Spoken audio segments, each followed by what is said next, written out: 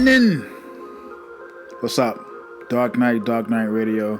You know, I was looking at some reviews on the new Batman movie, and it made me think of Superman. And when I was thinking about Superman, I was thinking about if, in my opinion, and this is not me sounding arrogant or any arbitrary, comments to make, just for the sake of conversation on a YouTube video or podcast, but I was like, what would be my kryptonite?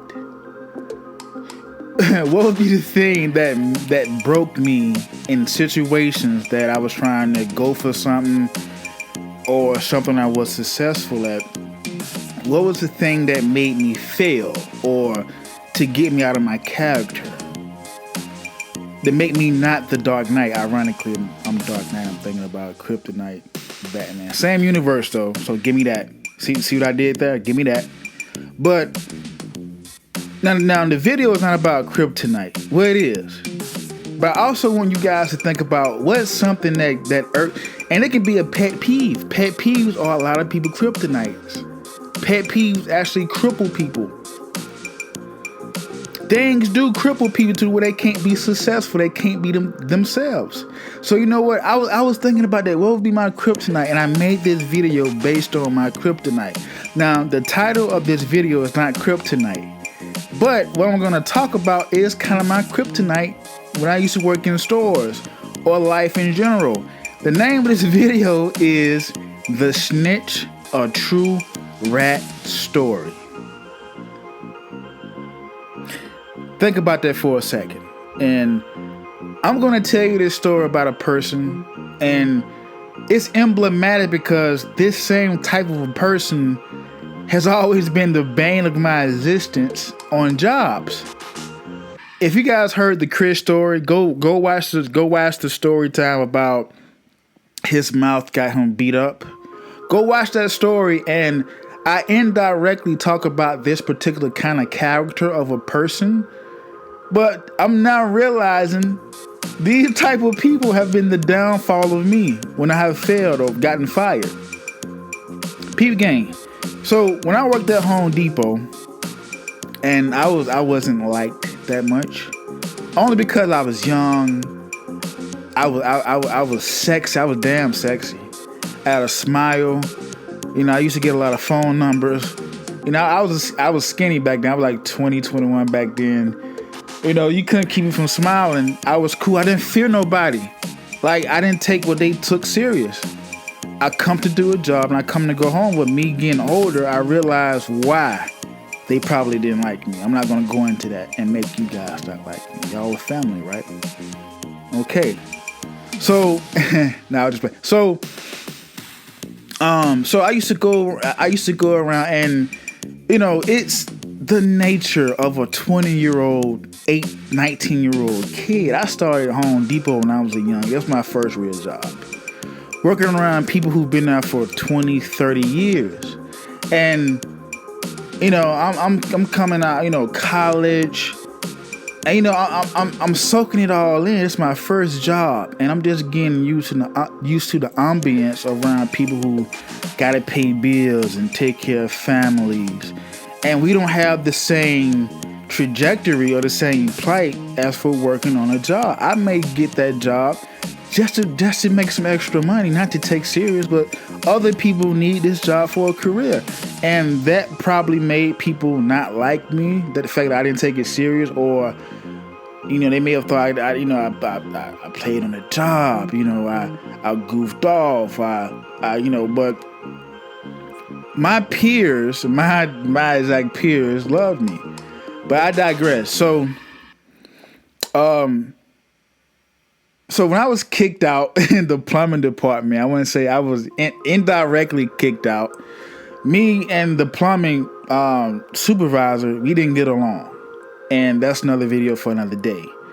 So I was booted out of plumbing, and I was shipped to the painting department. Now the painting department is a department that I always wanted to work, actually. Why? The painting department was fun. You didn't have to know about plumbing and toilets and sinks. I was 20. I wasn't a plumber. I don't know why they had me in plumbing in the first place. I know why, because I was the quickest person to move in from the parking lot ever. I think I moved in after 6 months or a year. It was my drive. It was my ambition. I didn't want to be on the lot. I lost weight on the lot. The lot associates were looked at as everybody's a slave, but we was looked at like the fucking dog, like the bus boys or the valet of a job. You know what I mean? Like we didn't, it wasn't that much respect for a lot of associates. So I was like, man, when I get in, I'm gonna try to get in and bring y'all inside with me, man. Like I'm gonna go in, I'm gonna change the fabric. So once I moved to the paint department, the supervisor was an old dyke, a stone cold dyke. Matter of fact, she looks like Michael Douglas, and she dressed like him too. Her name was Diana. Diana was hard time and, had a smart mouth and was just tough old dyke. I think she was from Boston or something, go figure. And I guess they thought, okay, this gonna be the person who's gonna tame Dark Knight. We got somebody, right? So I get to the painting department, and a few dudes I mess with my age are over there. So I'm like, okay, cool, because the paint department was a counter. Anybody who goes to Home Depot will know how the paint department looks. It's a counter. You get to see all the beautiful women come in. You get to see everybody. You're not hidden behind the aisle. You know what I'm saying? Most of the people who come to the painting department are women. They want to paint the apartment, so you're talking to them. Springtime, it's a good department to be in, right? So it's this guy I never really talked to. His name was Tyrone. He was inside the paint department ever since I was hired until I entered the painting department. Now, he was always quiet. I used to see him come and go. You walk past him, you see him in the break room. He was a guy I always said what's up to, but never had a full conversation with, right? And to me, he looked lame. I'm sorry. Tyrone always looked lame. He had the little small plaited dreads, and it was something wrong with his right shoulder. It was smaller than the other one, so he used to walk. He used to walk with the left shoulder higher than the right shoulder. Now I thought nigga had an attitude like he was saying what all the time, but come to find out, it was he had a disability, right? And I used to get over there, and I noticed when my other partner name was John, that's my boy, and Calvin, right? And we later on hired a girl or whatever. So Diana was never inside the paint department. She was always in meetings, on vacation, or whatever. It was rare that she was actually in the department working alongside us or whatever. Or she'd be in the manager's office or somewhere talking, right? So we used to have a lot of contractors, a lot of women come through the paint department. Now, Calvin, my homie, used to call me the big man on campus at the paint department. Why? Because I used to get numbers. Everybody knew me. The contractors, the customers, everybody had to come to the paint department and check in and say what's happening to me. I just had it that way, right? Now, I used to get so many phone numbers, not because I asked for them, but women used to write their numbers down, put them inside my Home Depot apron. Call me sometime. I got something left enough for you. Even the girls, like the new hires, I would always be in cahoots with the newest girl, not because I just seek them out, but because some way they'll find themselves talking to me or involved with me, or it was like that. This is back then. Now, it's back when I was 20 years old now. So, I used to notice, like, when we'd have men conversations or just the fellas talking or just playing around, Tyrone would always be, like, the outside person. He wasn't a leader, but he used to love to try to, y'all know Diana coming, I need to get this together. Y'all, just like Chris in the last video, just like Chris from Staples. He was the same way. He was just lame, man. Just Diana coming. He was a do boy, a teacher's pet. He's always Diana, you want me to do this for you? I used to hate niggas like that, man. Like, I'm sorry. Ain't nothing wrong with doing your job and working hard, but I used to just hate niggas just, you don't get along with the peers, but, when managers come and white managers, you always want to be Mr., do it all. I hate niggas like that, but I never judged him because of it. Like, because when I'm gonna go somewhere, everybody gonna be family. If I'm gonna go to a job or a department or a particular station, everybody's gonna be family to me, except when you start doing lame stuff, right? I used to know this sometimes. One time, Tyrone gonna tell me, "Hey, you gotta be careful talking to the girls. Stop talking to the girls and and do your job." I said, "Nigga, who is you? You not my supervisor. You ain't no teacher, and I'm not no student, nigga." I said, "Keep mixing the paint. Don't worry about me." And because I went at him hard because I noticed every time I used to get a number or talk to particular girls on the little merchandising Met team, he used to always look at me and make little comments, and I got tired of it.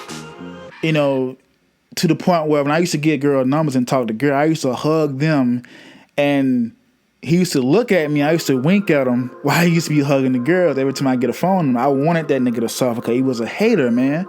So one day, Diana pulled me to the side and said, "Dwight, come here." I said, "What's happening? Why can't you do your job?" I said, "Why can't you mind your business?" "Well, I'm the manager." I said, "What that mean?" I said, "You come at me wrong, you gonna get something you're looking for." Only because she was known to be the little hard dyke, and she was known for snapping on people and making people look bad. I wasn't gonna be that one. I don't care who she was. You respect me, I respect you. I don't fear you. The only thing you can do is write me up. The worst y'all can do is fire me. You can't kill me and kick my ass. And I knew. I said, how she find out? Now, I'll be remiss if I don't tell y'all there was multiple altercations inside the paint department regarding Tyrone and him telling on somebody. He told on Calvin, he told on John, and he also told on the girl that we hired later on. I forget her name. I be forgetting people's names these days. And he used to go around and say, y'all, I'll be back. But instead of going to the break room, he'll hit the corner and he'll be talking to the supervisor, which was Diana. So she tells me, Tyrone tell me the only time you smile is when you're talking to a female. The only people you help are females. You only seem interested in doing your job when it comes to a female coming over here. I say, I shouldn't have to explain myself to nobody, especially you, but I'm gonna tell you why. Because we all have to ask the question why. First of all, the women don't know what they doing. They don't know about paint sheens and different styles of paint. They don't know eggshell from semi-gloss or matte, first of all. Second of all, I have to make it look better. I have to explain to them in a way they can, get it. If we're not helping women, we're helping contractors. Now, most of our people who came to the paint department were contractors, and they knew what they was doing. There was no need to talk to them. The only time you was talking to them was about sports, women, money, life and stuff. I ain't have to talk to them about what they was doing, the job, and what kind of paint. They already knew. The women didn't know the stuff they knew, so of course I'm gonna spend more time helping the women than the men, than the contractors. But they were so stupid they couldn't see that. And if I just happen to get a few numbers, in the process, you was gonna crucify me? And he used to, every time I used to do something or took a break too long, if anybody did it, he'll tell Diana. So one day we was in the paint department, and somebody was saying, "Man, somebody here snitching?" I said, "You know who's snitching? That's nigga Tyrone." Right in front of his face. He said, "You know what? I do tell. Y'all don't do y'all job. Y'all just talk to women. Y'all be over here cursing. Y'all take break too long." I said, "Listen to me, you little shoulder nigga. You take longer breaks than anybody over here. Nigga, what you talking about?" "Yeah, I do tell." So my homeboy Calvin got in his face and said, "You know what? Bro, you's a real bitch for telling like you be telling, bro. You're not a part of the family. You're not a part of the brotherhood over here, but you lame for real. And you better be glad you working, bro. I been on slaps in your mouth." That's what Calvin said. Now, John was more cool. John didn't say nothing. John didn't say nothing to him. John was just sitting back laughing because it was funny because, for a long time I knew the whole time he was snitching because the person he was and how he used to look when me, Calvin, or John used to get a number or do something. I said, that nigga tell him. I guarantee you, when y'all find out, it's gonna be him. And I was right. This is the type of nigga he was, always sitting back, everybody laughing, having a good time. He's somewhere looking, rolling, cutting his eyes at one of us. I hate dudes like that. So it got to the point where I guess he felt alienated. So he didn't talk to us, which he did us a favor for a long time. Now, he used to, I guess, go to MGQ or whatever. He used to tell everybody, y'all want to go to the club? And some people used to go with him, but I'm thinking, bro, I'm not going with this lame nigga. He got one shoulder. He's not cool. He used to wear bell-bottom pants all the time, the same little brown dickish shirt in the paint department. He couldn't talk nothing through. And he used to have on his right pinky, it was a long nail. He must the girl asked me why I got a long nail. I told him it's for the cocaine. Okay, all right. Like he was one of them niggas. He was just lame, bro. And I realized like that's the type of nigga that's my kryptonite because I always get fired or I always leave a job based on a nigga like this because you're not gonna hit him and lose your job. And me, how I was back then, if I didn't do nothing to you and you was just hating on me and snitching, I'm gonna try my best to make you feel bad without putting hands on you. I was gonna make you look lame to everybody. I was gonna tell about you snitching, you lame. I was gonna probably try to get at your girlfriend and do something with her, something to her. Just so I can see your reaction. I'm sorry. This is like 10 years ago, guys. 11 years ago. When I was younger. That's not me now. I was a different person. I'm more cultivated now. Okay, we all do something when we're teenagers going into our 20s. So don't judge me, all right? If y'all was working with this nigga, y'all would do the same thing. Some of y'all would have slapped this nigga. I know it. I know my subscribers. I know y'all. I got family out here. Shard. Come on now. My brother Morel. Come on now. So don't act like I'm the only one. I'm just crazy out here. Even my cousin Real, I know you listening. I know you're gonna listen to this. I'm gonna shout. Anybody would have slapped a lame nigga like this, man? So tell me, do you guys know a dude like this? Have you worked with somebody like this? A snitch, a rat, a lame one at that. And that's a bar that rhymed. That's a bar that rhymed. That's a bar. But have you guys ever even went to school, worked with somebody in your friend group? Who's a snitch that you know? Better yet, what type of person is your kryptonite? What's your kryptonite? It can be a pet peeve or a person. Holla at me. It's Dark Knight Radio. I'm Dark Knight. You guys be good. Be safe.